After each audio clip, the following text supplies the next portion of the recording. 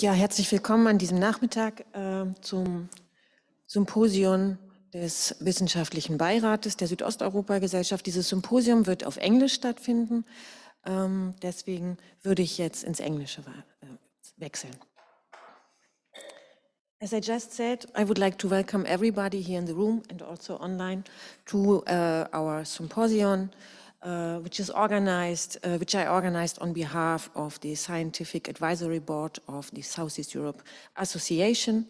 I'm very happy to welcome our guests online, unfortunately only online.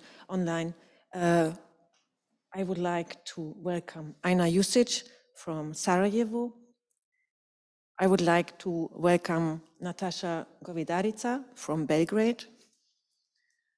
I also would like to welcome Dino Dupanovic from BiH. And finally, I would like to welcome Emina, Haye, and Thomas Schad from Berlin. In a few seconds, I will more broadly introduce each of the panelists.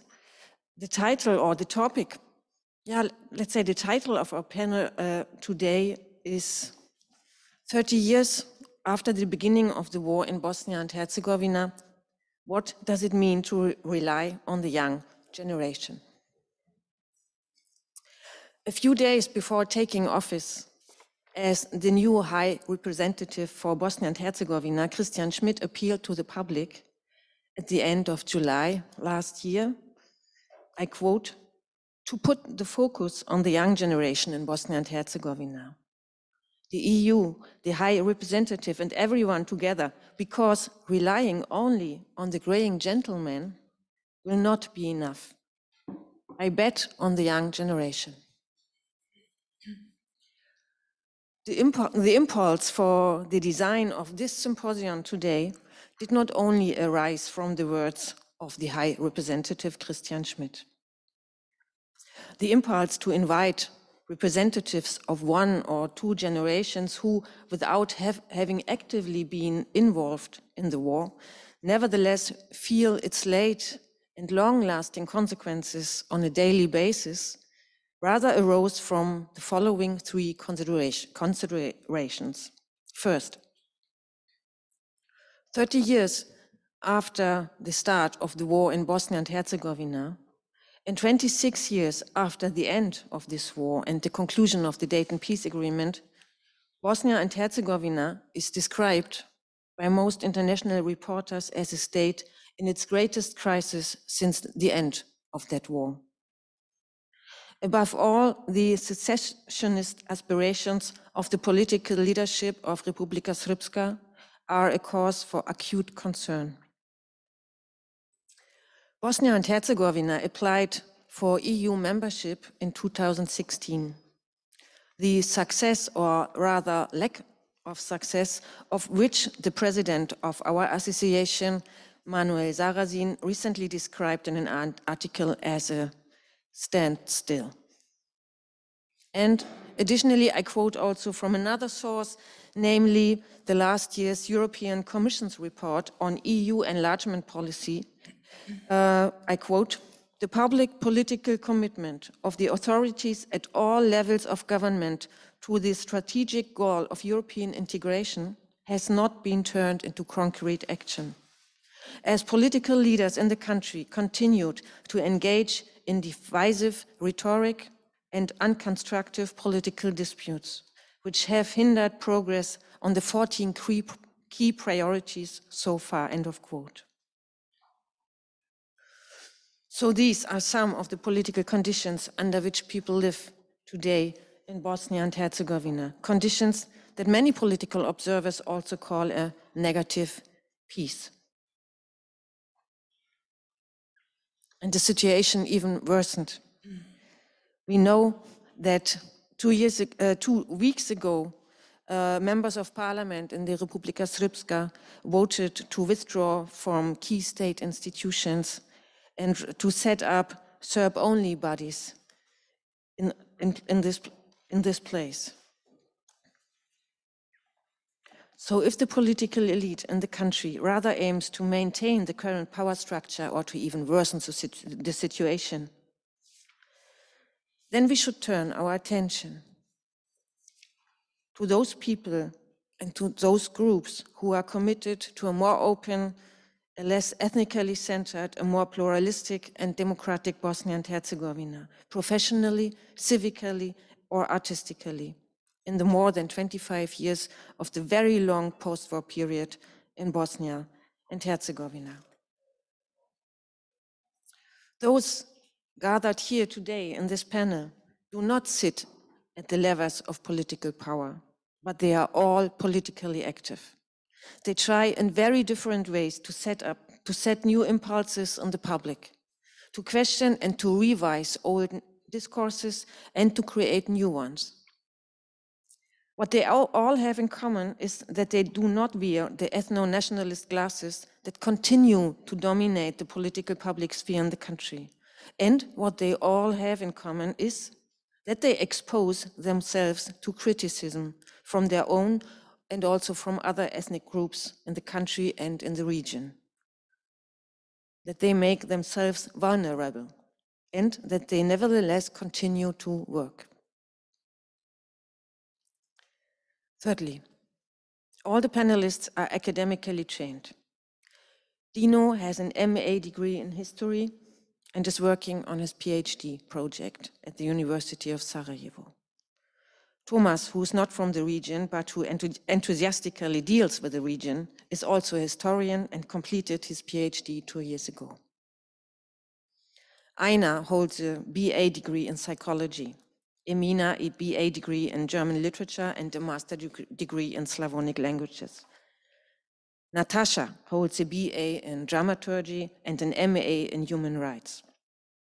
They all exemplify the multitude of young, excellently educated, highly qualified people who are either academically, civically, or artistically, but always politically active in the public. As such, they are of the greatest concern and interest. They are of the greatest interest to the Southeast Europe Association, which is concerned with the region of Southeast Europe, its challenges, and its rapprochement with the EU on a broad horizon. And I hope, as a member of its scientific advisory board, that we will continue to strengthen and to promote dialogue and cooperation between the Southeast Europe Association and science, politics, civil society, and the arts in the region, especially in Bosnia and Herzegovina. This symposium is intended to lay a further foundation stone for this. The most important questions which we are going, hopefully, to tackle and somehow also to answer today are the following. What opportunities are associated with the work of this young generation, which was no longer actively involved in the war? What support does it need from home and from abroad to realize its own hopes and the expectations of the international community? And where probably do these expectations and hopes also clash? What can we do to support this process and strengthen the young generation in its commitment? Let me finally say just a few words on how we proceed today. First, the panelists will present their papers according to the order which is presented in the program. Before each presentation, I will briefly introduce the participants. Each presentation will last about 15 minutes, and Thomas and Emina will present in the end, and they will present together. And after the final presentation, we will have the discussion, first in the panel for about 20 minutes, and then we open up the discussion also for the audience in the room and also online for the last 40 minutes. Those who participate online can already ask their questions or put their comments during the presentations via the Q&A function. They will be collected there, and if possible, all the questions will be answered at the end, in the last discussion round. And of course, also the participants in the room can ask their questions, for which then the microphone, I I guess will be needed.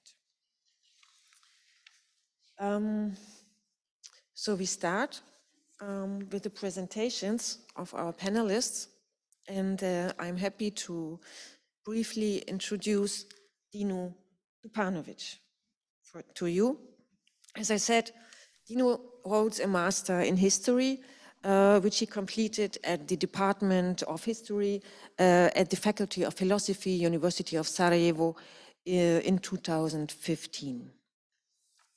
His master thesis was about the consequences of the 1969 earthquake in Bosnia and Herzegovina, which was also published 2 years later then in a journal.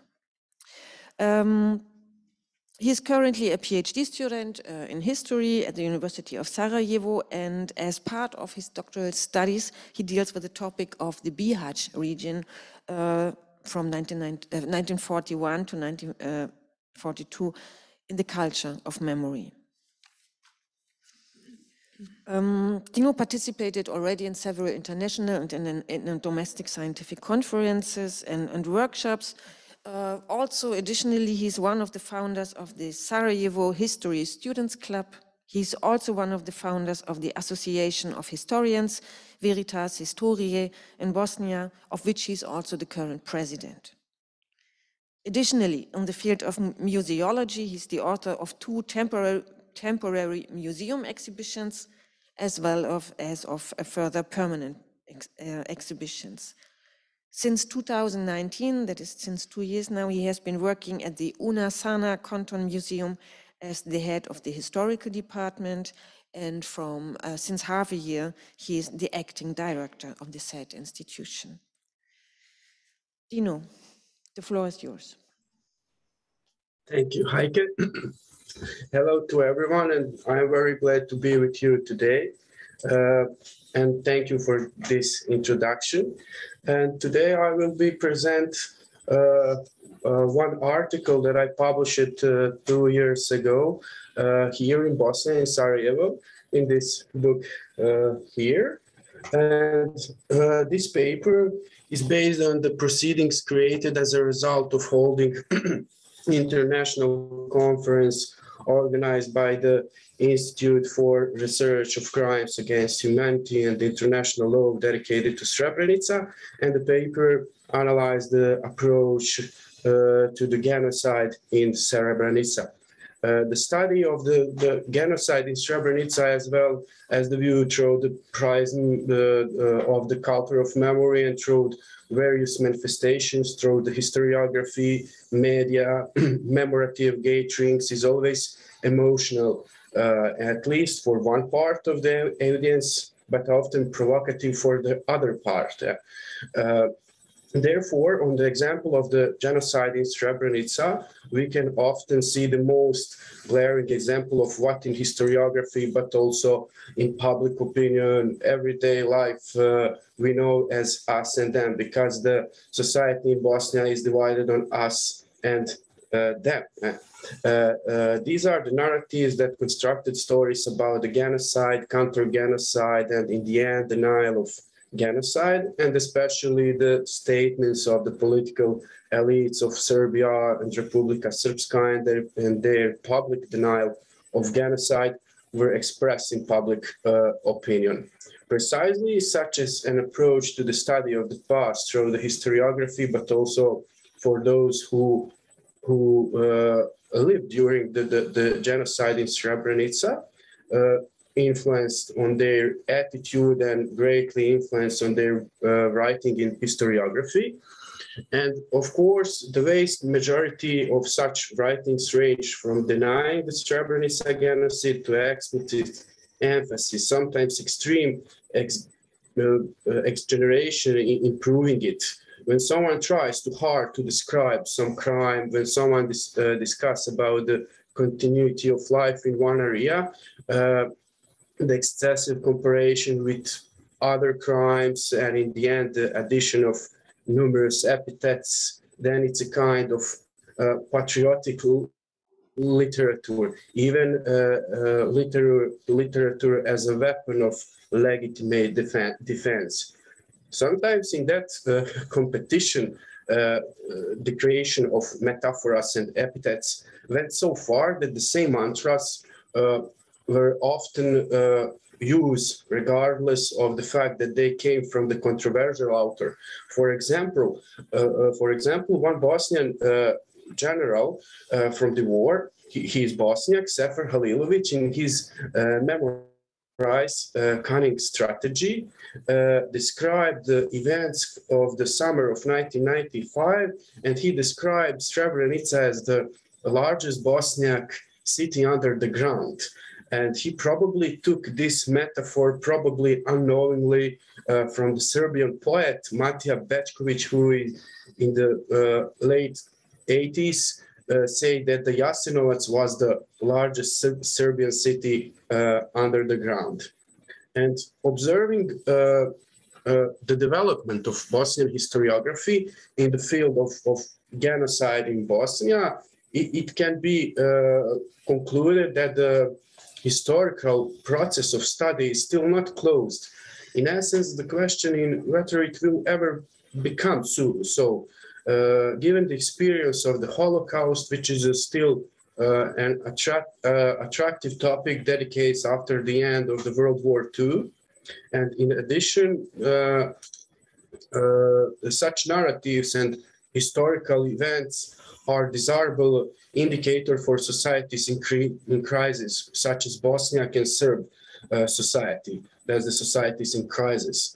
And now I will say something about the one French historian, Javier Bugarel, and that's the example that illustrated the influence of the environment and public opinion on the individual who writes the history and who to what extent it can leave a mark. Javier Bugarel published his book, Bosnia, the Anatomy of War, 1996, just a few weeks after the signing the Dayton Peace Accords. And a couple of years ago, I think 2004, he published the same book in Serbia, but on Serbian language. And 4 years ago, he published the same book in Bosnia, and in his first published book on the French and Serbian language, he treated the Srebrenica as a problem, and he wrote that in Srebrenica was a crime. But when he published his book 4 years ago here in Bosnia, on the first page, he apologized to Bosniak because his war experience was Serbian experience, because he lived in Belgrade during the war, and everything he knew about the war was from the Serbian newspaper, Serbian television, and so on. And also, it's important to say that Bugarel was suspicious in 1995, actually in 1996, when he published his book, because the Bosnian government sent various reports from Bosnia that year because they wanted to provoke a reaction from Europe to prevent an attack by the Serbs of Gorazde and Srebrenica in summer 1995. In by analyzing the Bugarel speech and insight into historiography studies dealing with the Srebrenica genocide in July 1995, it's possible to see several similarities between domestic historians, political scientists, sociologists, psychologists, and anthropologists who have dealt with this problem. And when the first preparation conference of the International Congress for the Documentation of Genocide in Bosnia and Herzegovina was held in Bonn, in Germany, in June 1995, the Congress stated scientifically and professionally through the application of multidisciplinary scientific achievements, considered genocide and other crimes against the humanity and international law in Bosnia. And during the 5 days work of the Congress, scientific were submitted by about 100 researchers and expert institutions and organizations engaged in research into crimes against humanity and international law and various aspects of violations of international humanitarian law from around the world. In the mentioned development line, immediately after the end of the war in Bosnia and Herzegovina, Bosnian historiography approached the establishment, placing the genocide in Srebrenica side by side with other genocide committed in the world. For example, in Rwanda, Myanmar, and Holocaust against the Jewish, etc. Precisely on the topic of the Srebrenica genocide, Bosnian historiography see it's a kind of patriotic literature and even as a weapon of legitimate defense. Memory has gained great importance in culture and is increasingly identified with some kind of ethnical obligation. Memory is, because the memory is obligatory, memory has the semantic of imperatives. And that is the world needed to show and prove what happened in Srebrenica, the genocide, and point out the main culprits. It was necessary to take care of later generations. And we should not forget the fact that only 2 years passed from the first Bosnian parliament in 1993 to the mentioned conference in Bonn, that's the second half of the 90s is still time of establishment and national homogenization of Bosniaks, where the Srebrenica genocide imposed itself as an ideal opportunity for national grouping. The euphoria of war and victory in the war served as additional fuel. And it should be noted here that also all post-Yugoslav countries that participated in the war emerged victorious. And for example, according to the German historian Eugen Lamberg, a community of people exposed to the same pressure, the same danger is often more strongly connected than a community of triumph. And the role of the martyred nation is reached because the role of oppressed nation that suffer can be attractive and integrate the population into the nation. This is a typical example of any nationalism. Talk about the Serbian crimes committed against them, given that Yugoslav historiography did not want to address such issues, which were certainly the case during the World War II. This intention for the proposal of national homogenization, while a smaller number was based on historical sources, showed the prism of objective view of the past. So it took a long time to get quality studies of crimes committed during the World War II. For example, in Kulervakov, the small town near the BiH, and the Max Berholz wrote about that a couple years ago. That's the first time after the World War II that someone published a book about that crime. And the second conference was organized 2 years ago, 1997, and the main problem is the problem of naming the aggressor on Bosnia. And for example, we had that problem in Sarajevo 5 years ago. This lack of clear position of naming the aggressor is irresistible reminiscence of the events of late 2017, I think, when the issue of the inscription on the Sarajevo City Hall was raised, and after which one associations considered not only that the controversial wording Serbian criminals should not be removed from the inscriptions from the board, but that collective guilty should not be. He can only put the Serbs on the back of one nation in this case, but the Montenegrins also played a significant role in that. And at the end, I want to say just a few words about the Garavice, because in the end, I would it's a monument is on the cover in the invitation for this symposium, and this is a place. It is a place of suffering of Serbs by the Ustaša, and that is a fact.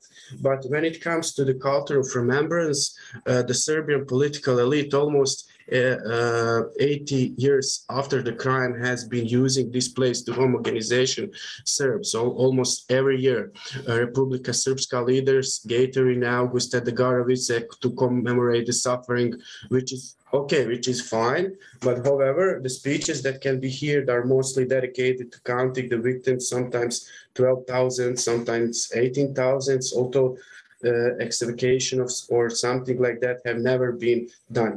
In the 90s, before the war in Bosnia, this place was visited by, for example, Radovan Karadžić and Biljana Plavčić, whose speeches were similar to those that we hear today. Every year you can hear promises, most often from the Milorad Dodik, and a few years ago he promised to build an Orthodox church in Garavice, although I don't see the purpose of that, because it is placed on the periphery of the city.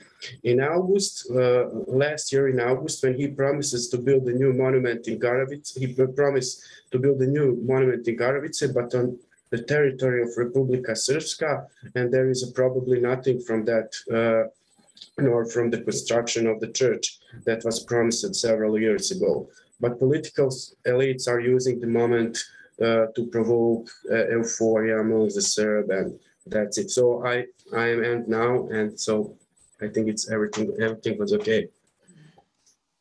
Thank you very much, Dino. I think it was I have to apologize to the audience because every speaker has just 15 minutes, and as you have probably realized, it's very difficult to put such a complicated and very wide topic in 15 minutes. But I think Dino has given his best to outline some of his criticism against, or of which he directs towards the culture of remembrance of such a horrifying event as the genocide of Srebrenica. And as you probably realized, Dino is one among the few members of the Bosnia community in Bosnia and Herzegovina who criticizes the culture of remembrance also of his own ethnic community. And I think this is probably the most important and also a new development in Bosnia and Herzegovina, that we have a generation of people who are brave enough to start also to question some of these main narratives. But let me come now to Ajna Jusić. Ajna, I'm going to introduce you very briefly to the audience. We are happy that you are here. Ajna was born in 1993.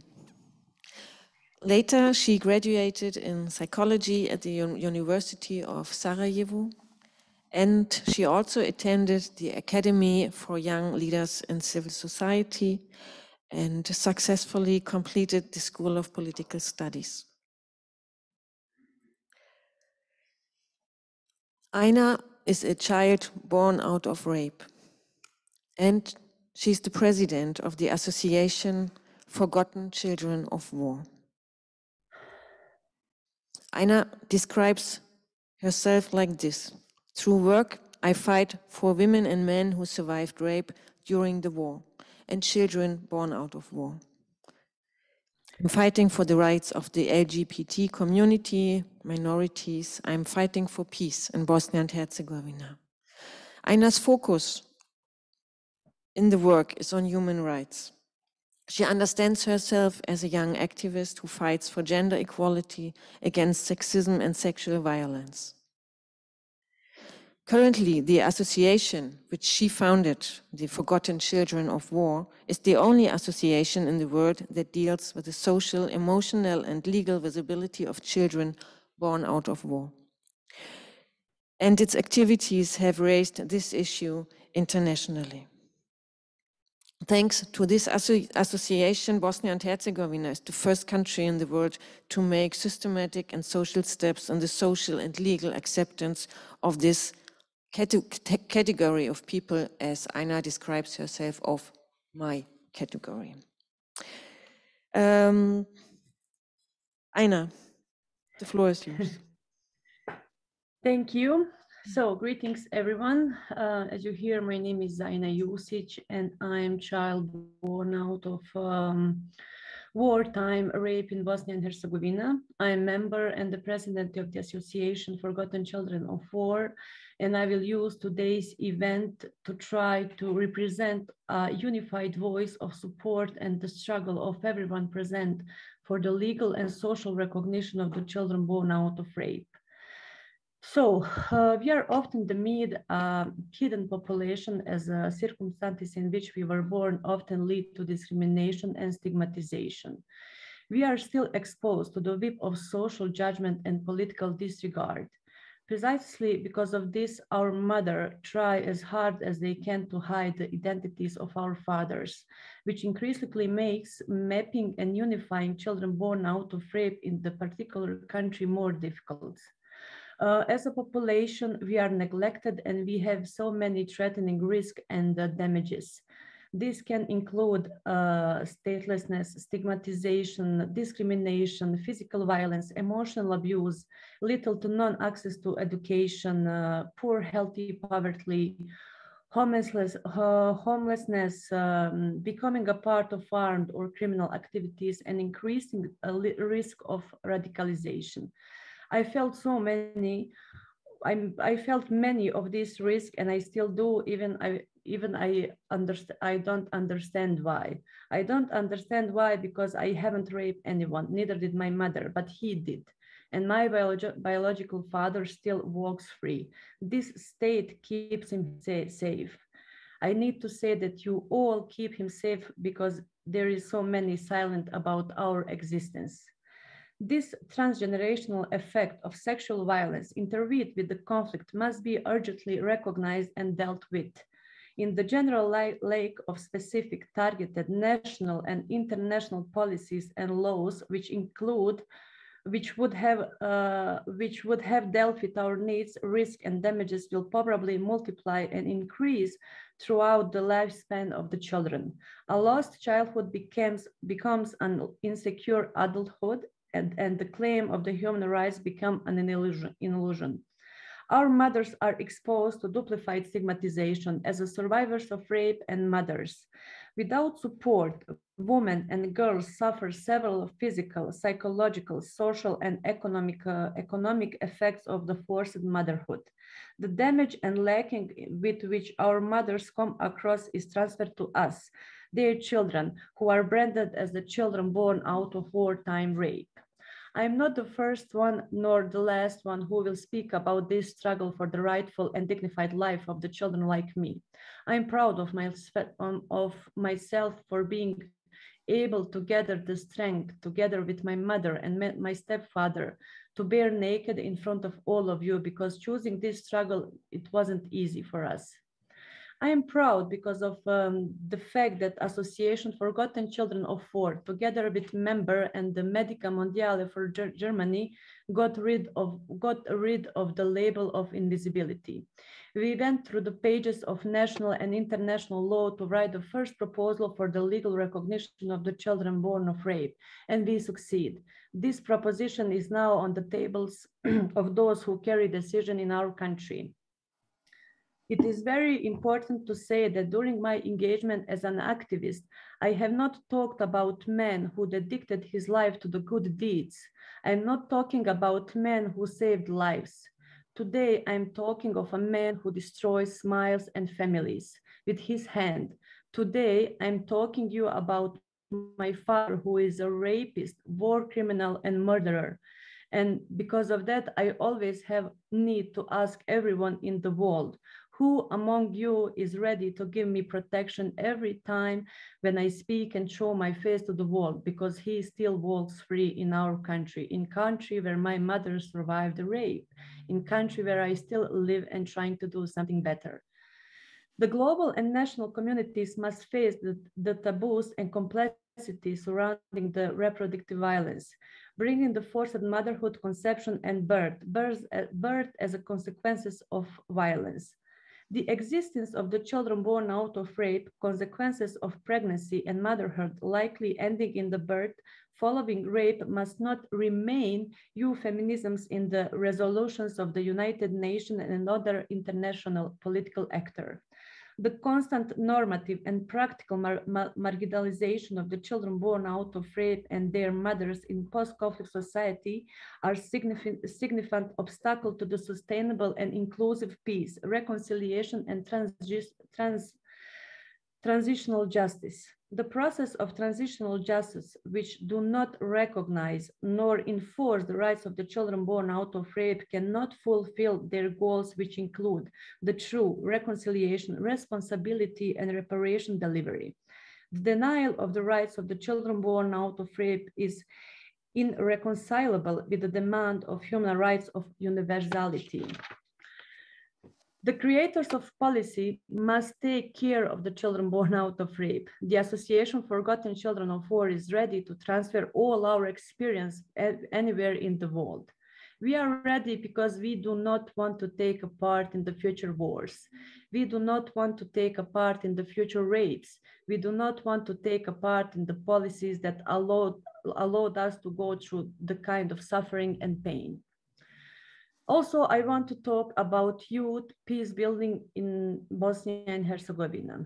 So when we talk about youth in Bosnia and Herzegovina, I don't want to make any kind of excuses for disinterest of the young people, but we should ask ourselves, was our youth taken away from us along with all our future careers and families?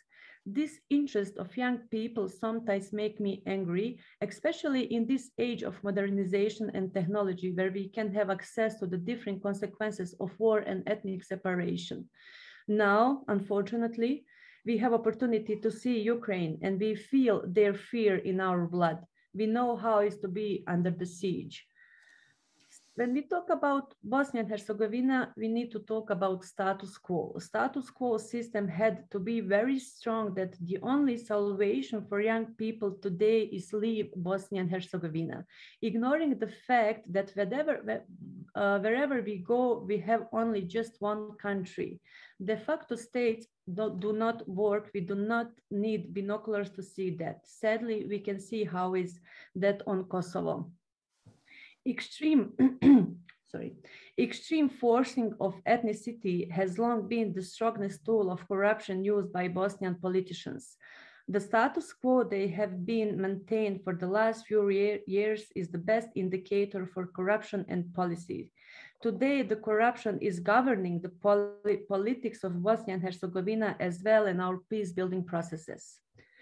Broken multicultural society of former Yugoslavia remembers the past through the strong emotion, pain, loss, victimization, injustice, and doesn't rely much on the historical facts. Since these extremely strong emotion and intense trauma are remembered, strong myths and narratives that prevent society from moving forward begin to emerge, which with so much pain associated with the past, which is very difficult to deal with in the constructive way, is the reason why peace building and reconciliation are not easy for us. For the last 30 years, we have been living in countries whose manipulative political actions bring citizens to the brink of the life necessaries.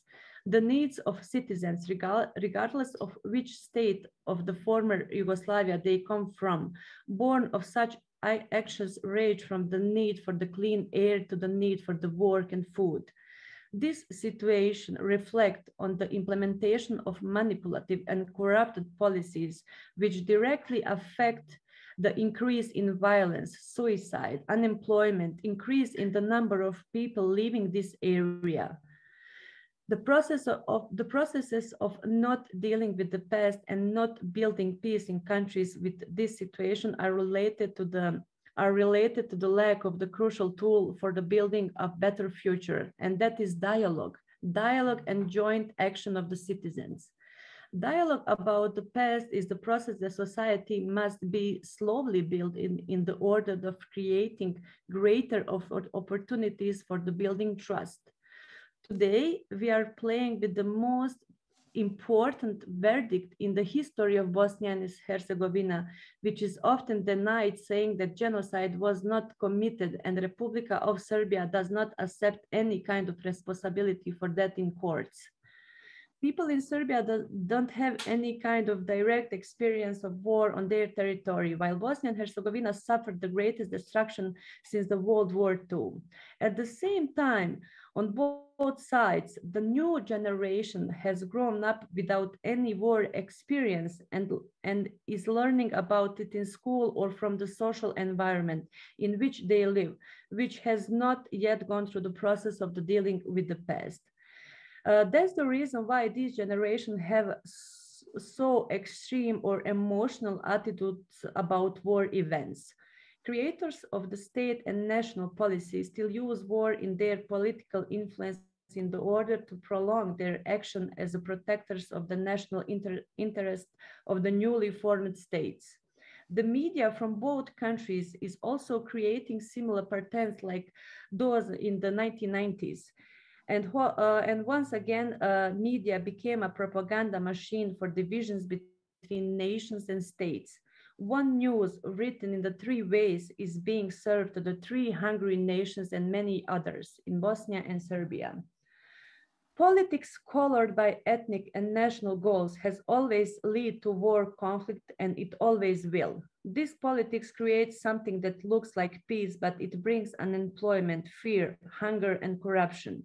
We cannot leave this politics to the future generation because no one should survive what our previous generation have survived, what my mother survived by being raped during the war in Bosnia and Herzegovina. This politics took thousands of young lives who didn't feel the beauty of dialogue, solidarity, empathy, and unity. Era of dialogue and joint action combined with the ethnic and civil culture will win in the cultural conflict and bring the future we are not afraid of.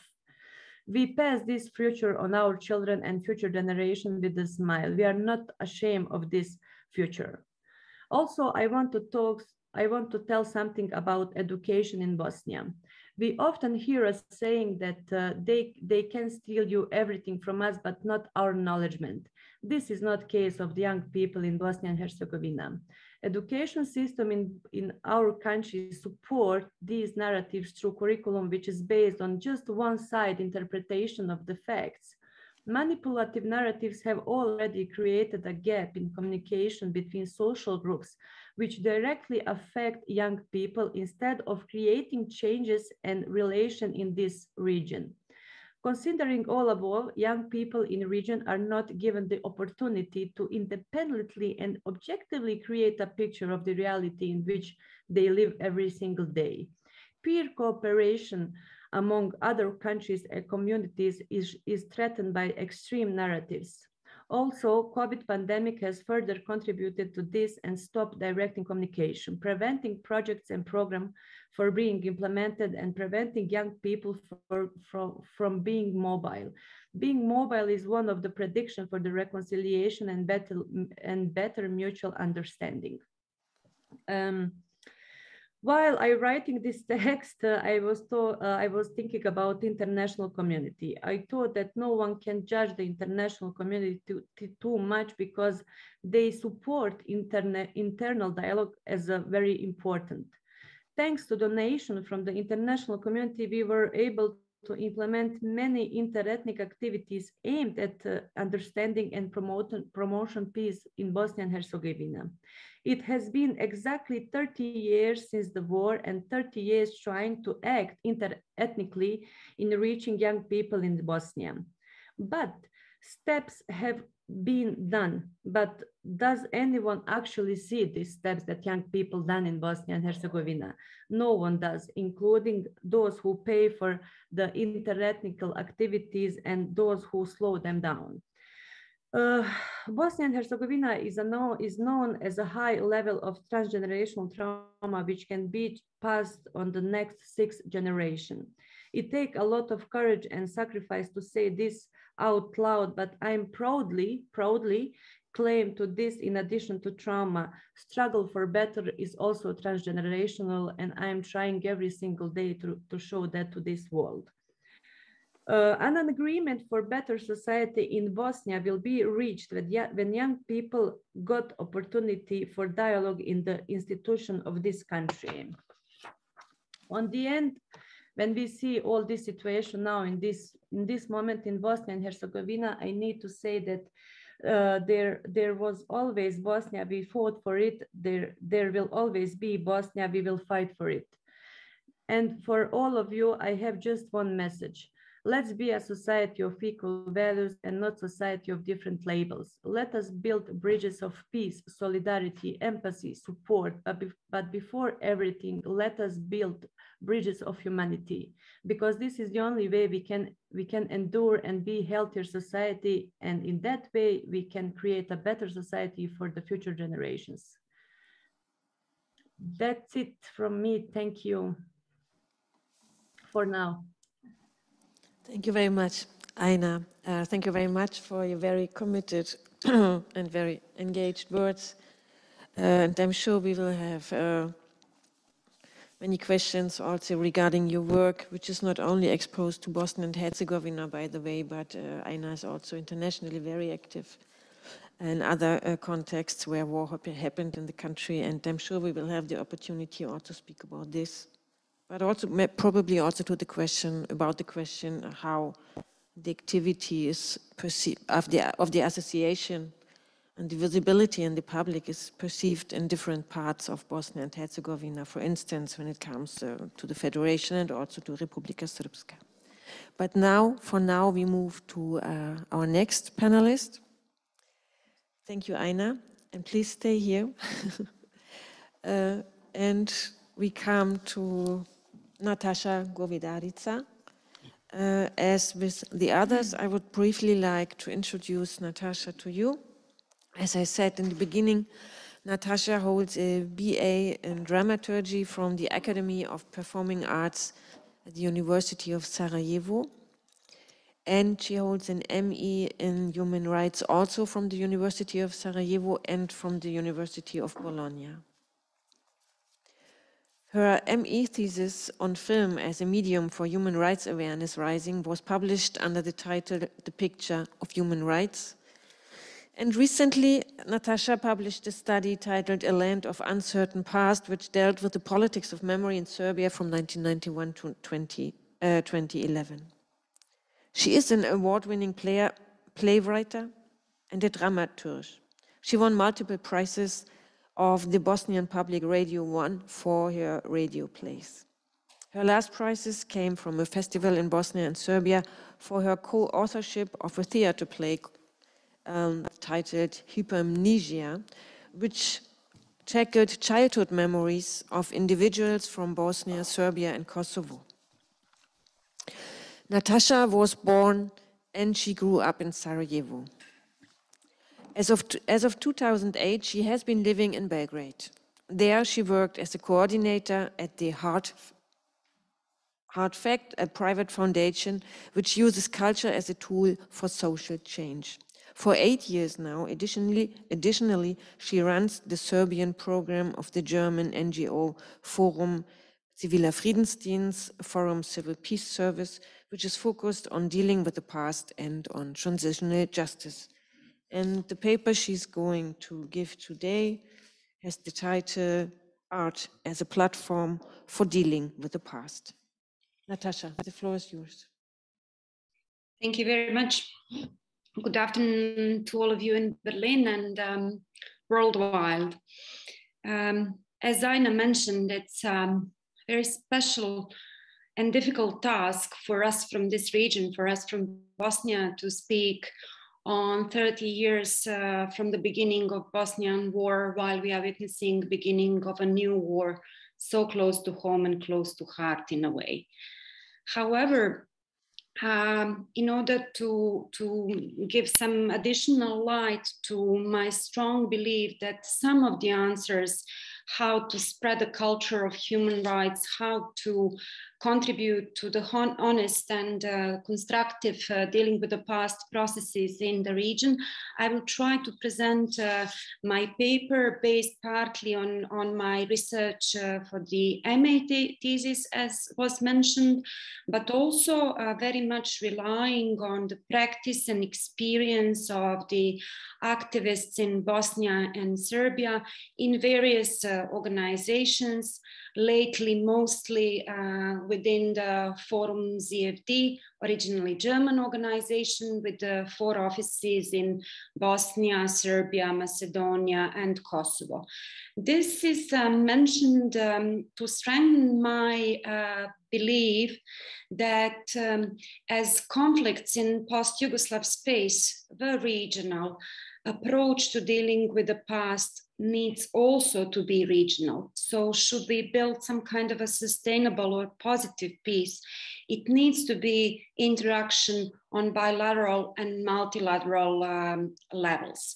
So when it comes to the question how to address past crimes committed in the name of one nation, also in the name of the generation which was like Ajna, too young to remember the war or too young to actively wage the war like my generation, I would like to remind us all that this is a generation that currently shapes political landscape, that also shapes culture, memory, and might not be responsible for the crimes committed during the war, but is responsible and accountable for our attitude towards these crimes. So having in mind that I consider this question of every citizen of a region, I wondered for quite some time what can we do to improve activities undertaken by respectable human rights and other human rights organizations and other NGOs in the region. Having this feeling that traditional activities too often end up as preaching to the choir, preaching to the converted, preaching to the like-minded. I thought of art in the broadest sense, art and culture as a communicator of a difficult messages, as a mean to reach the broadest audience, because I strongly believe that social change is not a matter only of political elite and political will. Of course, it's necessary. However, it's the question of every citizen, and it's a question of citizens belonging to the very different generation. Among my aims with this paper is also to strengthen the argument that art or culture can strongly contribute to dealing with the past processes or promote and protect human rights culture in a way. I base this belief on the fact that art in various forms, being that film, documentary, photography, performances, conceptual arts, or installations, do have a power, as Amnesty International said, to break through the indifference. And also that they can act not only on our rational side, but also on our emotional side. This is a very much case with a film. Film is a strong persuader, and it has been proven through the history of propaganda through film. I don't want to mention very well-known examples, and unfortunately, it is mostly connected with the negative examples of propaganda for not very good causes. However, there is a strong course of evidence made by social psychologists that confirm role, or at least the potential of film in reducing prejudices and stereotypes. And it was said that film has a particularly forceful and long-lasting psychological impact because of its effect not only to the intellect, but principally on the emotions and the visual sense. Film does not aim to influence the views of the elite and art experts. Rather, it seeks to seize the attention of broad masses. As a result, film can exercise an influence on society that is more enduring than that achieved by church or school, or for that matter, a literature or radio. And when it comes to how do we remember certain things, we all have to admit that certain film images have created our collective visual memory of a certain event, being that Second World War atrocities or something else. Coming closer to the home, I will try to establish relationship between the film, documentary, and dealing with the past processes. In Serbian case, no wonder Srebrenica genocide stays a key focal point that contests hostility towards efforts to deal with the past. And two important events are directly linked with the film, with the documentaries that I would, following classification of Dan Bronhorst, I would call them the denunciatory documentaries. And this is the type of documentary that focuses on a particular abuse or pattern of abuses, aiming to establish direct responsibility for a given crime. Back in 2000, there was a screening of a BBC documentary called Cry from Grave, produced, screened at the Human Rights Film Festival in Belgrade at the opening, and then by independent network of TV stations, while later on the 6th anniversary of Srebrenica genocide, called Event in that time in Serbia, if called anyhow, was shown to the public. And the witness of this event confirmed that it triggered shocking discussion with political consequences, both in the Serbian assembly and in the broader public. Serbian sociologist Ajna Jusić called this event extremely important because it ended the conspiracy of silence, saying that first phase of denial was finished by this screening, as defense of ignorance was not possible any longer. Second documentary, we can call it documentary, where it's actually a video indictment of Serbian paramilitary troop Scorpions executing imprisoned young men from Srebrenica, which was a part of evidence in front of Hague Tribunal, and was shown to the population of Serbia on the 1st June of 2008. If you remember this shocking video, it is somehow extremely symbolic for the event of Srebrenica and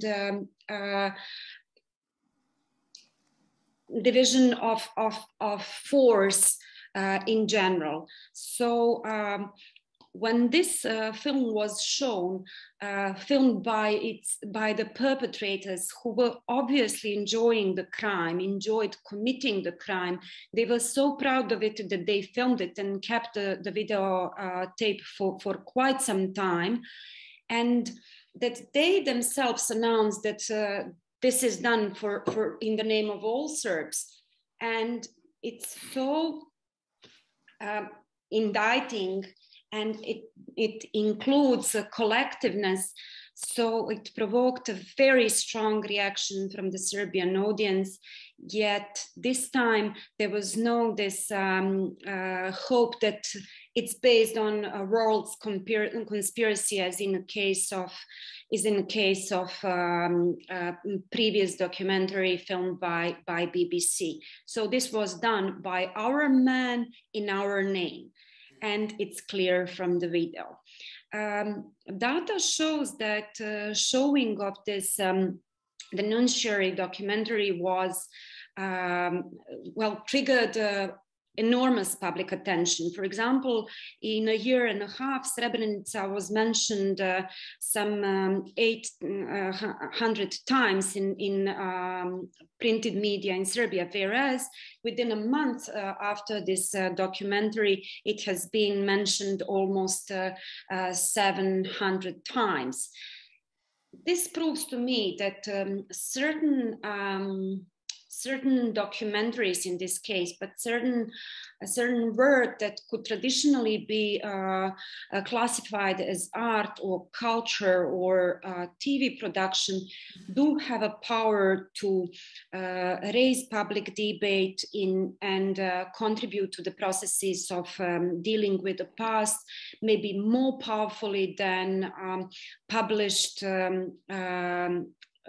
reports or organized workshops and trainings. By saying this, I'm not saying that some activities are of less importance, but I'm now trying to argue that a broad audience needs to be reached out, and it can be easily reached out through documentary production in this case, or art in generally. These were two quite extreme examples, I would say. However, when it comes to many other productions that we ourselves supported, that artists from this region have made, struggling very much to achieve funding for this. Just to mention, for example, the latest work of Jasmila Žbanić called Aida Quo Vadis. This really confirms that this is worthy of our support as activists. It's worthy of considering it from the donor's point of view as a powerful multipliers of the messages.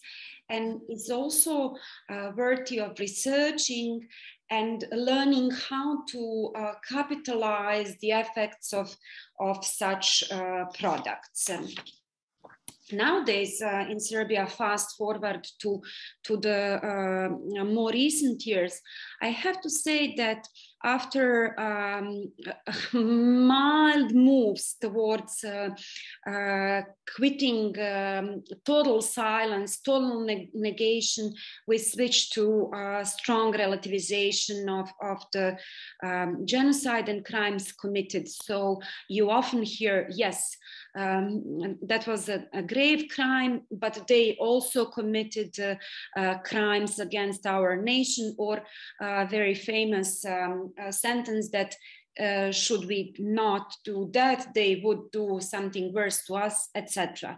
So unfortunately, in this moment, according to the research, still 40% of population in Serbia has no clue, has no knowledge of Srebrenica genocide or its consequences. You have to be kind of careful when stating these data, because among these 40%, you never know who is actually pretending not to know. Yet it's a clear fact that among younger generation, not only a crime of Srebrenica, but also, for example, siege of Sarajevo or other crimes committed in the name of Serbian nation, to a certain extent, also crimes committed to the fellow Serbs elsewhere are not known. And what we are trying to figure out in a broader circle of the organizations and the fellow activists we are working with is how to engage a younger audience. And we believe that art is really worth of considering. So we are hoping that these creative ways will find their way to the audience. And also, unfortunately, in the current political setup, and our work is, as mentioned in the introduction, is always political, you practically have a very tiny space to act. Space for civil society is shrinking constantly. Political allies practically do not exist. So while we are working towards more substantial social change, we believe very much and we rely very much into artivistic strategies. I could speak for days about those, but I believe that I already spent my 15 minutes, so I will gladly share more examples should you show interest later. Thank you very much for your attention. Thank you very much, Natasha. And I'm also glad that you mentioned the youngest art production concerning Srebrenica, namely the film made by Jasmila Žbanić, Kuvadis Aida, because as I understood, this film, for instance, is also not screened in Serbia by the cinemas. Nevertheless, of course, the film found its way also to Serbia. And I think it is very good to have Natasha here because she can add to this regional perspectives of how, for instance, the genocide of Srebrenica is dealt with or not dealt with, and how it's known or not known in Serbia.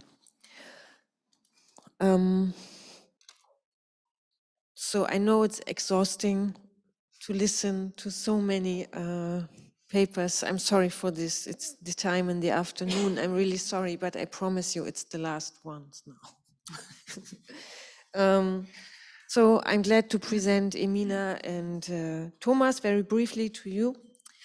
Emina Haye came to Germany as an underage refugee in the 1990s in the wake of the war in Bosnia and Herzegovina. She studied German literature and history and psychology as a minor at the Technical University of Berlin and the Humboldt University of Berlin. In her bachelor's thesis, she compared Bosnian and German on a grammatical level. In her master's thesis in Slavonic languages, she dealt with the national, religious and ethnic identity ascriptions in Bosnia and Herzegovina of the last 2 centuries.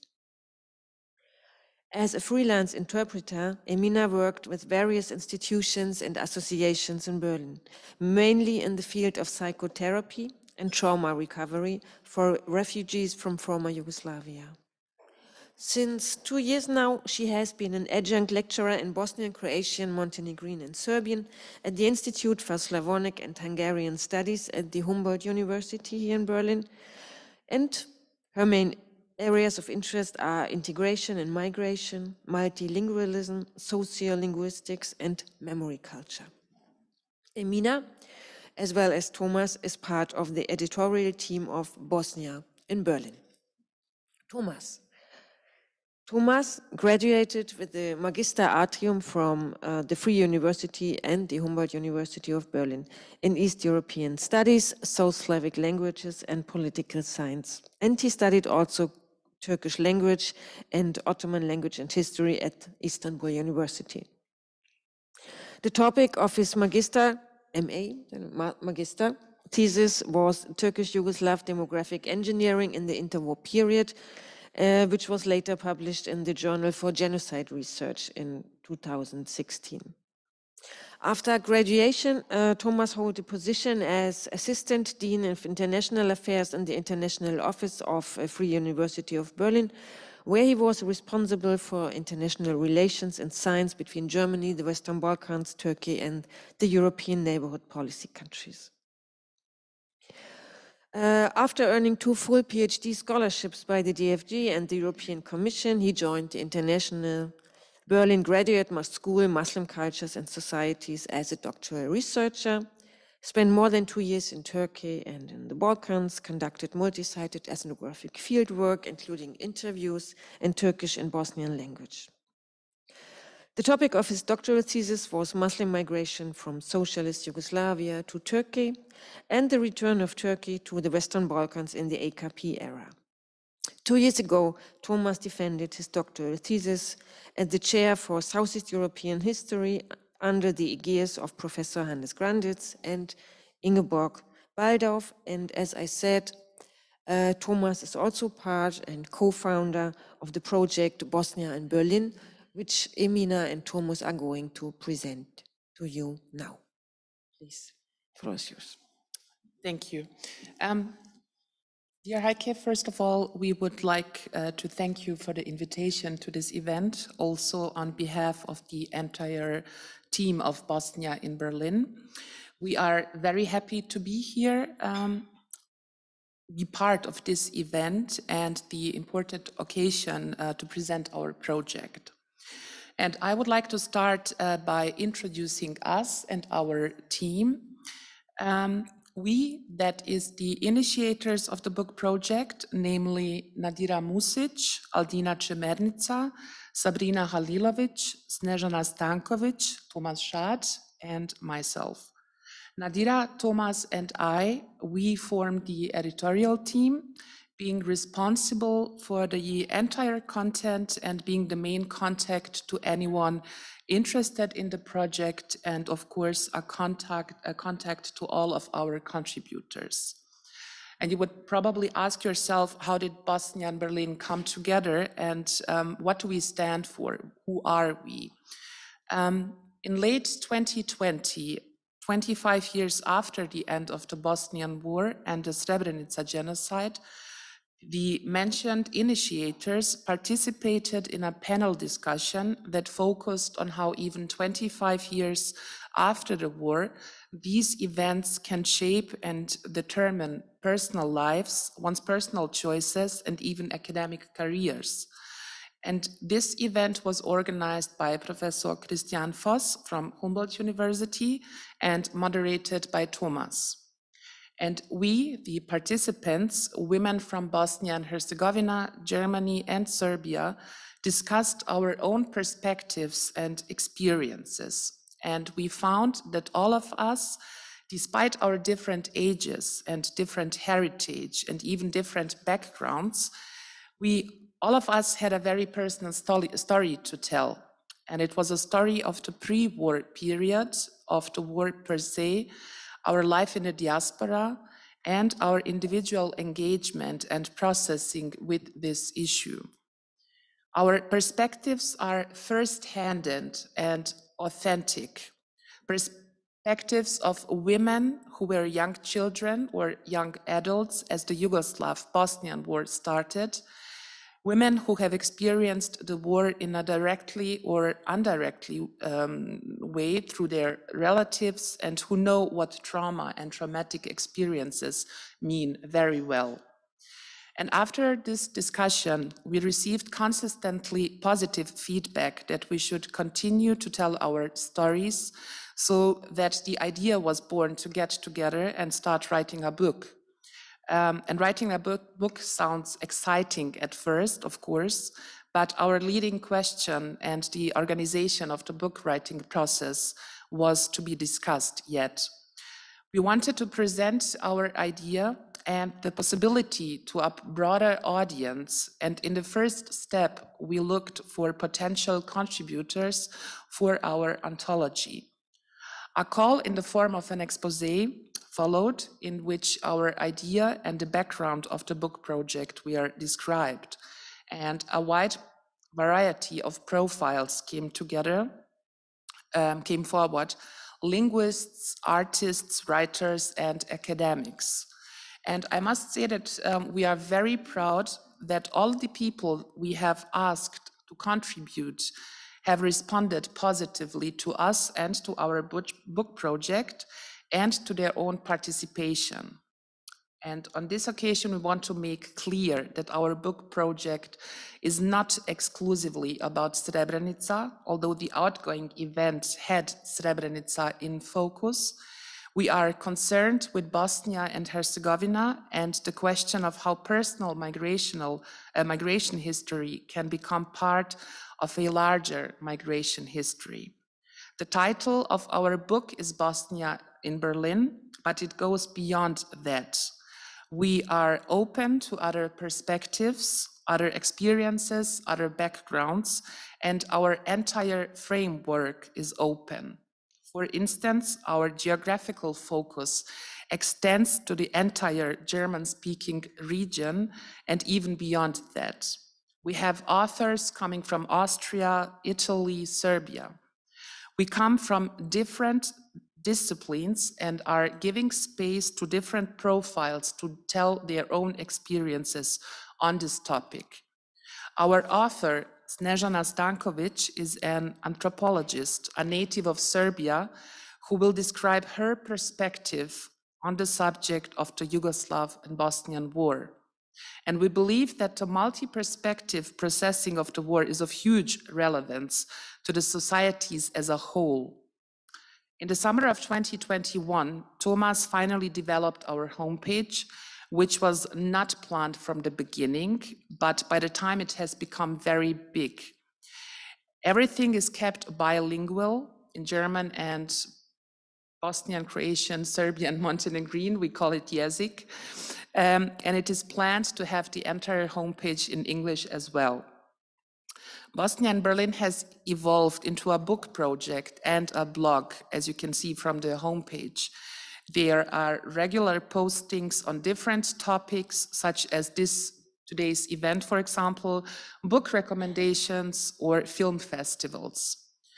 And we also regularly post abstracts from our contributors, co-authors, and use this way to introduce them to our followers. We, in addition, have also created an Instagram account and a Facebook page where we keep our followers up to date and inform them about new content on the homepage. It is planned to publish our book by end of this year in Germany, Peter Lang Publishing, and in 2023 also in Bosnia and Herzegovina. And today we would like to take this opportunity and to thank Professor Christian Voss once again, who has been supporting us from the very beginning and who will continue supporting us, hopefully, during the publication time. And I must add as a last sentence that our work is absolutely voluntary from the very beginning, and we didn't receive any funds so far. So we are doing it all by ourselves, starting by the homepage and everything else. Thank you. Okay, thank you, Emina, and also thank you from my side, Heike. Thank you, Ajna, Dino, and Natasha for the inspiring work and words. And yeah, thank you for offering us the opportunity, of course, in this excellent audience. Before I shall come back to our project Bosnia in Berlin and how I would situate it under the umbrella of the leading question of what it means to place the emphasis on youth, I would first like to challenge in a perhaps somewhat provocative way the frame of the symposium, which is, as I understood it, the trust in the agency of youth as the agents of hope and a better future. I will not only discuss the frame, but also ask for the agency of the other agents inside the picture, the not so young, the grown-ups, the adults, and even the elders. But since Bosnia in Berlin is a literary project, and since we are trained scholars, I will approach the truth-seeking mission that is inherent to science and essayistic literature, which is also part of our project. I hope to demonstrate why literature and culture deserve all our attention and support, although I think we have already heard the most convincing arguments, especially by Natasha. I feel entitled first and also urged to question the frame, because I cannot consider myself really a young person. I am 42 years old. However, this allows me to look back to at least 22 years of a perspective on youth empowerment in Bosnia and in Germany.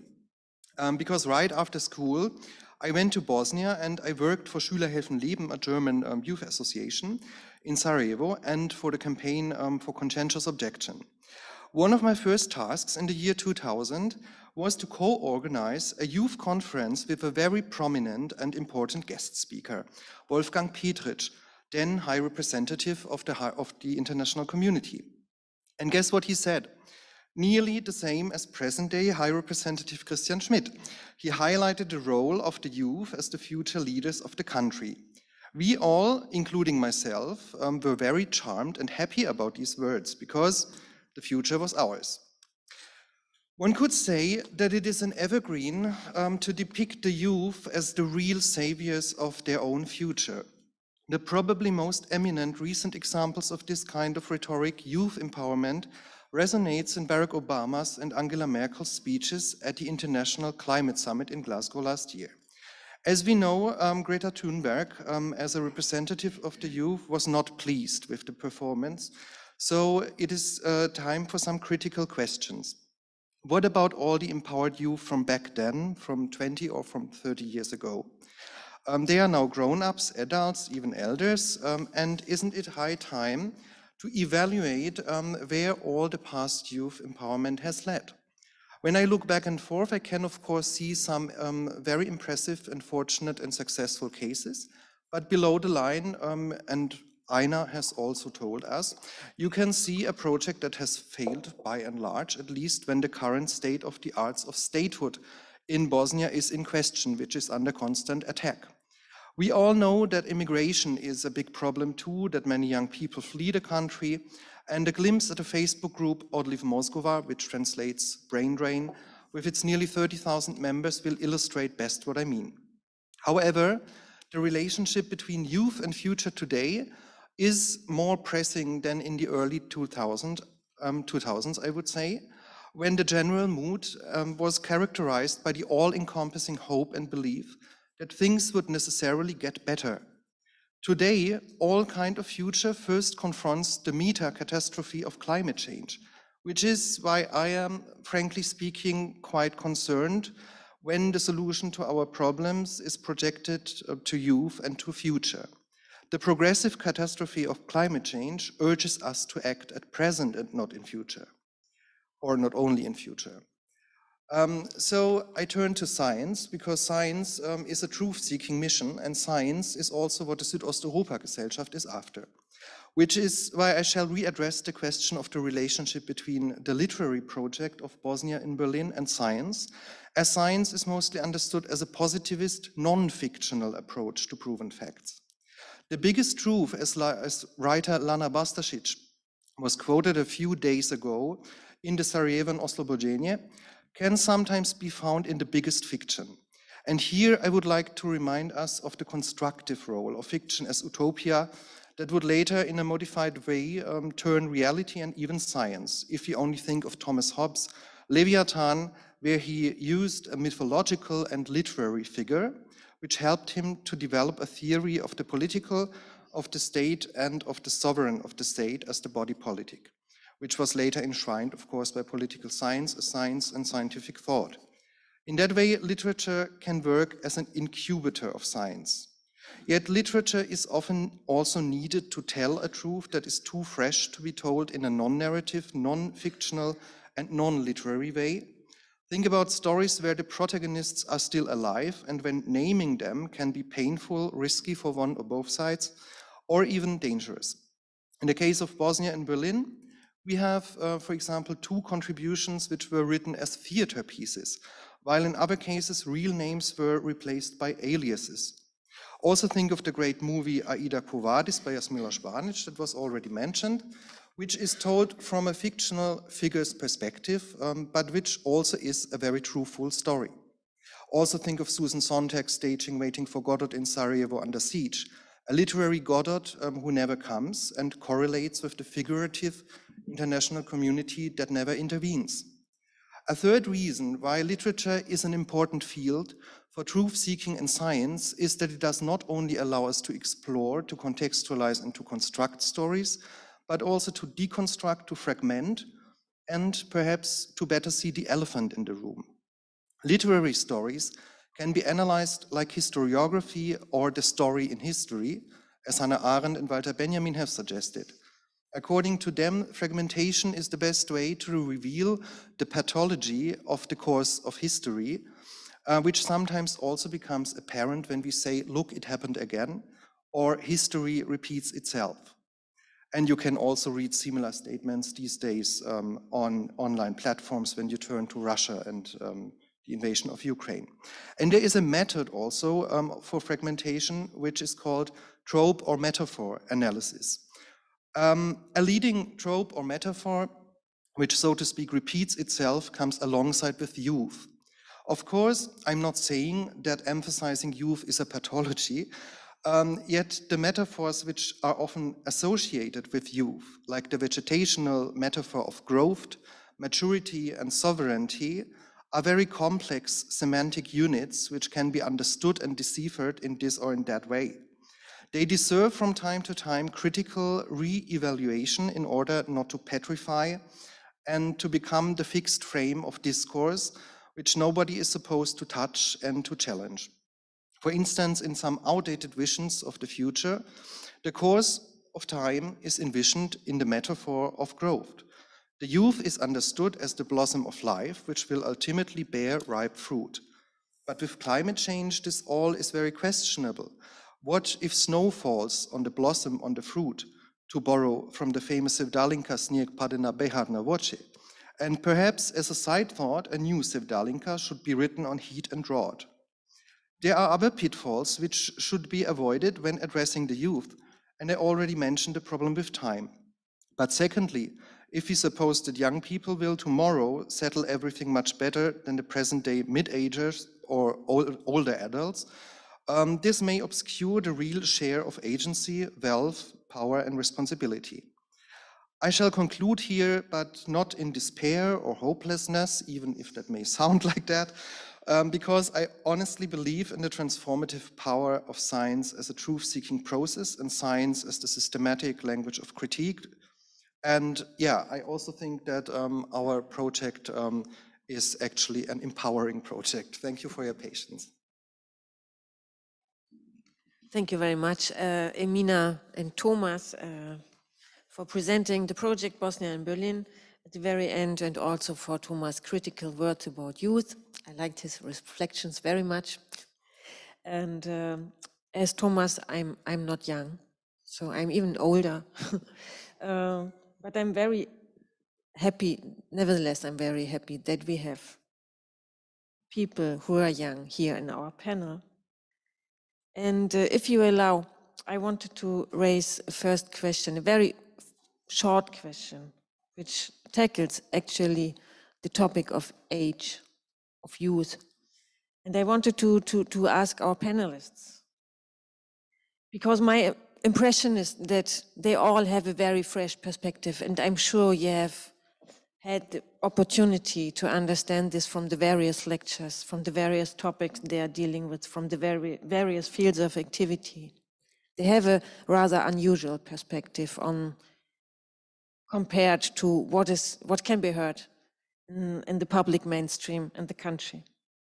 So my question to Dino, Ajna, and Natasha, and also to Emina, probably not to Thomas, is if it's your age that enables you to have this fresh perspective, is it just your age, your young age, or do you think it's in general, it's the society's general distance in terms of time to the war, to the war events that enables you to view at the events, to view at the past of such a difficult past with such with fresh eyes?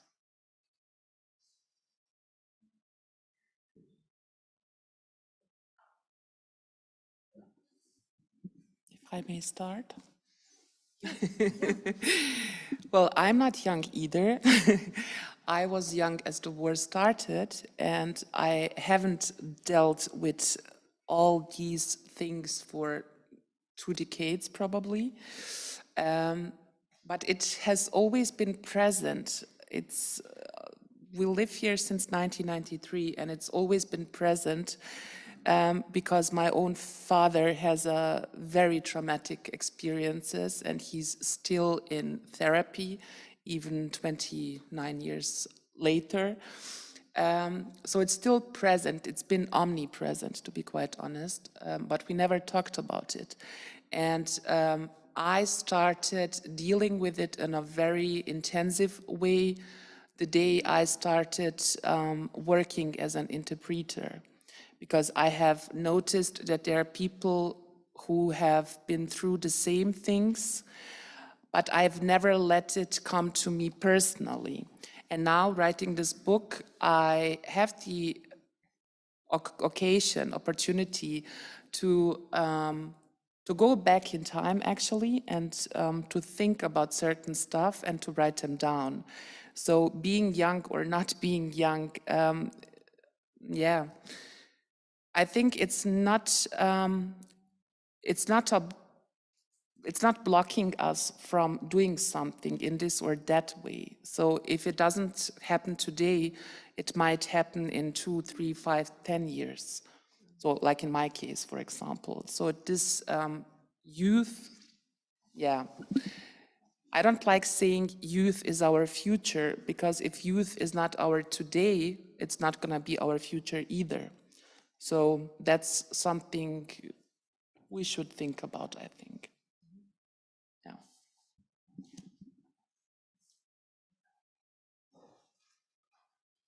Yes, nobody else in the online panel who wants to hear a word. I didn't understand the question. Can you please repeat? The question was, Ajna, the question was if you are able to have such a fresh perspective on how you deal with the war, how you deal with the past, and how you openly engage with questions which, especially in your case, are so much tabooed in the country. So what is it? Is it because of your young age? Because you simply did not experience the war? Or is it because society moved forward in the last 30, or let's say the last 26 years in general? Yeah, I will be completely honest in that question. Until my 15 age, I was like, I was lived in the world where my mother gives me everything, and she tried to keep me safe from everything that is around me, but all that in my childhood, my mother always told me that there is good and bad people, and there is good and bad decisions. And I never think about it like, okay, maybe there is a reason for that. When I was 15, I was just realized that all friends around me, they have a father.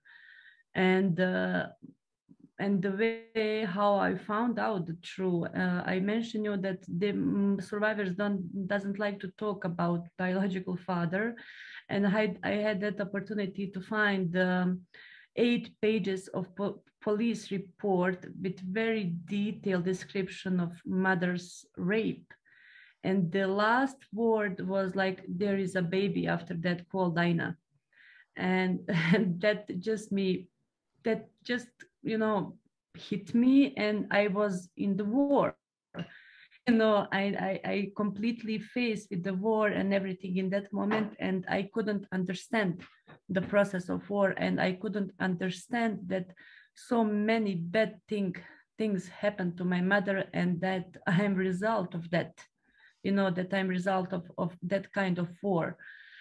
So that was my biggest and the only connection with the war as a child born out of rape. And in this moment, as a young person in Bosnia, when you have politicians who every single day talk about war and everything that happened there on the different ways, you had to be interested in that topic, because there is as a human being, there is a need for true facts. There is a need for the better understanding of everything that happened. In my case, for now, there is no any kind of fresh perspective in the view of the the war consequences, because after the war, my mother was stigmatized. When I go to the primary school, I was stigmatized as a child with just mother, and it was very hard. In this moment when I trying to do something better, I'm just trying to make sure that I will do anything that is in my power to stop that kind of consequences. Just to be clear, I love my life. I'm very satisfied and happy in my life, but I know that the source of my life is very wrong, and that source has to be stopped in this moment. I don't know, there is nothing fresh in my and my mother's story. It's always the same. We are discriminated. They call me a bastard. My mother is a whore. And that's something that we live all these years. There is nothing new, And today on the protest for the peace in Ukraine, they asked me why you are here today, because I don't want to see more children born out of rape, because I know the price of that kind of life. I know how it is to be the black sheep in your class. I know how it is to be always on the side of society. And I know that kind of consequences, and there is no fresh view in that. That's something that happened here. That's something that happened in the World War II. That's something that happened to everyone in the war, And for me, I'm trying to give a new perspective and something fresh to the young people in Bosnia, and for the future generation, I'm trying to use this middle position where I am between good and evil, because I am there and I'm trying to put some new narrative that we cannot live by the values of the war criminals, and we cannot, keep safe my biological father. And when someone asks me for the reconciliation, or when someone asks me what is my way of dealing with the past, the only way how I can deal with that is to see my biological father in jail, because he is safe. And I in this moment, I'm 28, and I don't know, maybe I saw him, maybe I have other brothers and sisters in this country, I don't know. And there is no fresh perspective, because state give this situation to me, to trying to find the answers every single day when I watch myself in the mirror. Maybe I see that person, and because of that, I'm trying to be a person here in Bosnia who will give something new, who will give some kind of new perspective. And the only perspective that I want to give is no war, no rapes, and no more children born out of rape. Even I love my life. I'm happy inside of everything here. Ajna, just very briefly for clarification. I never meant that, of course I never meant that war and rape are fresh perspectives, that children born out of war are fresh perspectives. Of course, I never, But what I really think, what is important, what you are doing, Ajna, and where you really contribute to something new, is to bring this to the public, to organize exhibitions, to deal with the topic which is so hard to endure in the public. And I think this is something where you really deserve our full respect for this. Thank you. Dino, did you want to say something? Yeah. I just want to answer on this question, but in name of all young generations here in Bosnia, and it cannot be said that young people as a whole accept the nationalist narratives that are served daily by the political elites in Bosnia and Herzegovina on both sides.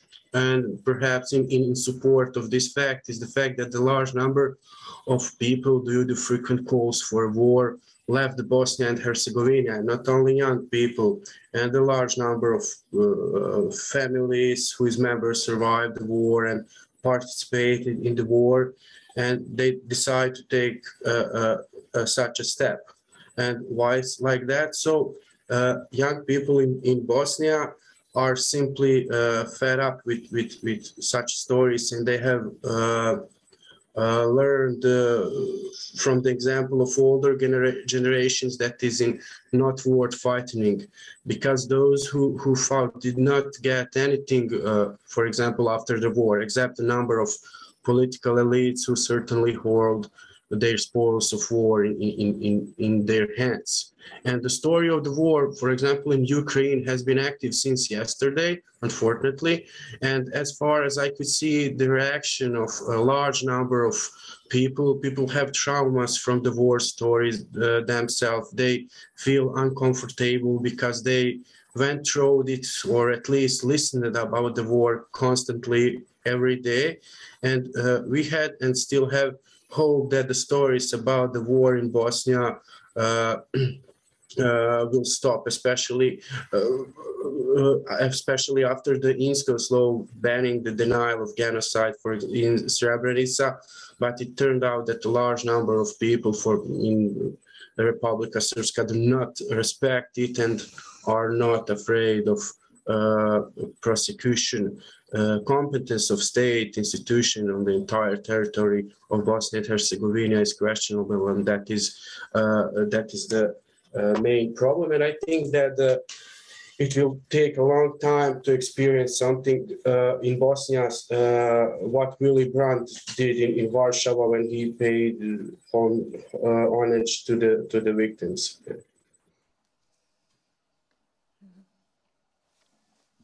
Yeah. Thank you very much, Dino. I think, yeah, you are right also in light of the new crisis with Ukraine, and I think it's even worsening the situation if one understands, or if one knows that Republika Srpska leaders, at least until today, this early afternoon, have not taken an official stance or position towards the attack on Ukraine. Is there any question from the audience?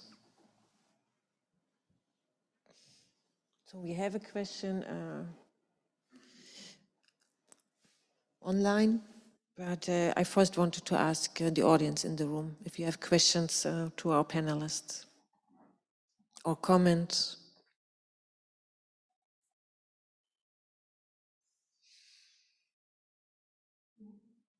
Yeah.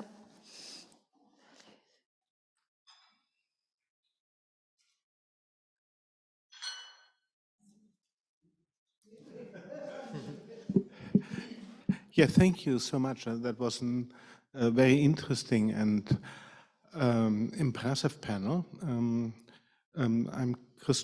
for the panelists who do not know me, I'm Christoph Neumann, and I'm professor of Turkish studies in Munich. And consequently, of course, I'm also interested in another genocide, and the denial and the remembrance of that other genocide, namely the Armenian genocide. So very much what I heard from you reminded me of memory culture and memorials and not memorials with regard to that other genocide, not too far away from the genocide in the Balkans, both in the Ottoman space, after all. The question that I would like to ask to you, I understand that those who try to deal with that genocide have to overcome nationalist stereotypes, to some degree also nationalist identities. It's not possible to overcome such a denialist approach as long as you think that you belong to a nation which eo ipso is pure and therefore innocent. Now, what happens if the main ideological structure in a state continues to be, for a very long time, to be the idea of nationalism, as it is the case in Turkey. So how do you think what you can do if that persists? Because in the case of the Armenian genocide and of Turkey, it persists. It's not going to go away. So whatever one can do and tries to do has to take that into account. Do you have some kind of inkling? Because probably after now 25 years, 30 years, it has not gone away. Probably it's not going to go away in the near future. In your life, in my life. Thank you. Thank you very much, Christoph. Do you have a question to the same topic? Or? Not directly, because we have somebody who would like to answer, and then afterwards. Aha. Natasha, is it yours who wants to answer to this question? If you allow me, I would really like to to address this issue rather than to answer the question. Thank you very much for this question and comparison that really echoes my personal and organizational position in Serbia nowadays. Some months ago, we organized a conference, international conference on Srebrenica genocide denial, strategies to confront denial. And one of our guests was a brilliant and brave activist from Istanbul, Murat Çelikan, one of the prominent leaders of Hafize Merkezi organization, also very much devoted to dealing with the past, focusing on public commemorations of Armenian genocide. And I don't need to waste our time to explain how challenging his position, his organizational position in this regard is. And what is the strategy that we share? It's persistency. It's extremely difficult. In Turkey nowadays, it's more difficult than in Serbia, according to my humble view. However, some strategies are very similar. You have to document. You try to document the best you could. And next to criminal justice, which is available in our case and which confirmed that in case of Srebrenica, it was the act of genocide, yet we are all trying to collect stories of survivors, to try to give space to those voices. And also very important strategy that we share both in Turkey and in Serbia is to stand up on the very date of the beginning of genocide to commemorate this publicly. Sometimes it's forbidden, you know, sometimes all the time you are condemned by the audience or right-wing groups, but persistency is somehow the same strategy. And it's not a very encouraging example when it comes to Turkish-Armenian situation or position to us in Bosnia and Serbia, because it took 100 years and it's still not acknowledged crime in Turkey. It's forbidden to call it genocide, actually. But the fact that we know of it, that we remember it, is also due to those activists and to this consistency and persistent public actions and various strategies of documenting and making the event and its consequences public. I don't know if I answered your question, but my message was that we just have to keep on, you know, and we are aware of that, and we hope for the better future, you know.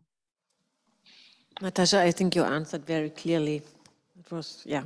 Do we have two more questions in the room now and one in the online audience? And it seems like because it's 7 minutes to 5, that then we might probably already need to finish. So please, the floor is yours. Yeah, thank you very much. Unfortunately, I had a short online meeting also connected to your region. In that case, it was from Tetovo in North Macedonia, in an organization which is also dealing with reconciliation. But I'm very impressed by your presentations and what you do. Nevertheless, may I raise one little issue? I'm not so happy with the total concentration on Srebrenica, because it is the only, and of course the largest and most terrible event in the war in Bosnia, at the end of the war, as a matter of fact, which is recognized as a genocide. Actually, I was in Norway at the time when the war in Bosnia began and took mostly place. And I had contact with a lawyer there, a Norwegian lawyer who did a study on Prijedor in Bosanska Krajina. And as a matter of fact, it is a question whether the ethnic cleansing of Bosanska Krajina was not also a genocide, because between May 92 and actually end of 93, about 80–90% of the non-Serbs were cleansed from that area. And as this is about the young people, is there any activity, as far as you know, in Bosanska Krajina from young people there? I know that there are tremendous problems, for instance, to build memorials, etc. So there's a lot of resistance against commemorizing what happened in Bosanska Krajina. There were also a lot of rapes taking place there, and it's, I think, during that time that Medica Mondial actually came to work in Bosnia. Yes, is it not important to say this Srebrenica was the worst event, and at least from the scale, but from the size, but this took place from 92 to the end of the war in many places, and there is a region where practically non-Serbs do no more live, very few only live there or came back, and where we have to discuss this, because this will then be a burden for the future generation if we do not talk about what actually happened there. Thank you very much. I just want to, if I could, just to clarify that when we talk about that part of Bosnia and Herzegovina, we work there, we have connections there. There is something that happened better for that communities, but the fact is that whole international community talk just about Srebrenica. Srebrenica is the main topic of everyone, and it is really hard when you have international community in front of you who just pointed out just one problem of this country. But we as an activists here in Bosnia, we are really good connect with that part of Bosnia Krajina, and I think if you remember, I told there is so many good things that we did here, but no one wants to listen about it. No one hear what we succeed all these years, you know. And I just wanted to tell that we work in that part of Bosnia, and when we talk on survivors, I think it's always important that to mention the part of Krajina in Bosnia, that in that part of Bosnia we had rapes inside of same ethnic groups. That's one more problem that no one wants to mention and put that on the table as a topic. You know, it is very important for the new generation to understand that we had so that cases of rape in our country, and there is patriarchy who lead everything. So just to be clear, we are in that part of Bosnia, but it's very hard to create a space on the global level to talk about this. Natasha, you want to add to this? Yeah, I just wanted to add that Prijedor was very much, it still is in our focus as well. For years, we have been supporting and working with activists and theorists group called Four Faces of Amarska, which explored in details different stages of the development of Omarska site, which ended up as a as a camp, as a concentration camp during the wars in the 90s, and now was privatized by a multinational corporation, etc. Furthermore, we are really supporting local activists when it comes to building an archive of testimonies and names of people who suffered in this region. But I think that the important aspect of your question or your comment is that actually there is unfair kind of competition almost in victimhood, because you mentioned that Prijedor might have been declared genocide from the legal standpoint, and then people from Ključ, which is neighboring municipality, would say, yes, but you all talk about Prijedor Verez in Ključ. It all has started and all non-Serbs have been killed, and there are mass graves still around this tiny municipality. So I'm really sorry that we left the impression that we are all focused on Srebrenica almost exclusively. It's not the case, but it is the danger of having crime above all, and I will put this under big question mark. So thank you very much for reminding us of this danger as well. Yeah, and I also would like to support what Natasha just said, because just to say it once more, actually, it was the point to also invite, for instance, Dino, because he very critically engages with the topic of Srebrenica as a paradigm of national Bosniak suffering. And he's one of the few voices who raises his criticism towards this. And I think this is really important to do. But Thomas wanted to add something. Also I would like to answer still to the question by Professor Neumann. I'm not so sure how we can settle this problem. I'm also not so happy with the focus on Srebrenica, because it may overshadow other things. And also there is this ugly fact that actually all kind of genocide can also be abused. And we can clearly see, this is also one of the outcomes of my doctoral studies, the work on like the AKP regime's engagement in the Western Balkans is very, very much actually feeding on the discourse of Srebrenica.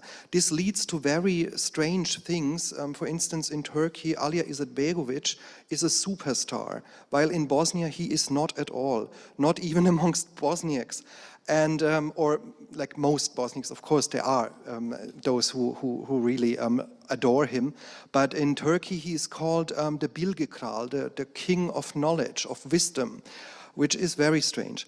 And also, it is actually much more complicated by the abuse in the online social media, which are actually opinion platforms. A Turkish colleague has called that actually opinion technicians. There is, for example, both genocides, the Armenian genocide and the genocide of Srebrenica are interconnected in such a way that, for example, Orhan Pamuk, who was invited by the city of Sarajevo to the city to give a speech, and he was actually supposed to be honored as honorary citizen, was disinvited by the city of Sarajevo because they were in partnerships, in twinning agreements with AKP-dominated communities or municipalities in Turkey, and then they gave the order to disinvite him. Later he was then invited again by a bookshop in Sarajevo, but not by the municipality of Sarajevo. And in another case, for example, there was a concerted action by AKP abroad. They made a propaganda film in Sarajevo with Bosnians speaking Turkish, actually producing a propaganda video for the invasion of Syria, of Afrin. And this was then called the campaign yeah, Satan dollar, olive tree. So you see, it's a very ugly and a very difficult topic, and unfortunately, I must say, when you address this topic in Bosnia, my experience is that not many people want to listen. I hope that changes, and I'm really happy to hear that Dino is addressing this topic, because I think it is an important topic, and we don't only see it in the case of Turkey. It also concerns the Karabakh issue. It also concerns Russia. Putin is today saying that he is saving people in Ukraine from genocide. I mean, it's completely nuts, but it is happening, and mass media are spreading it, and there is great danger involved. Thank you.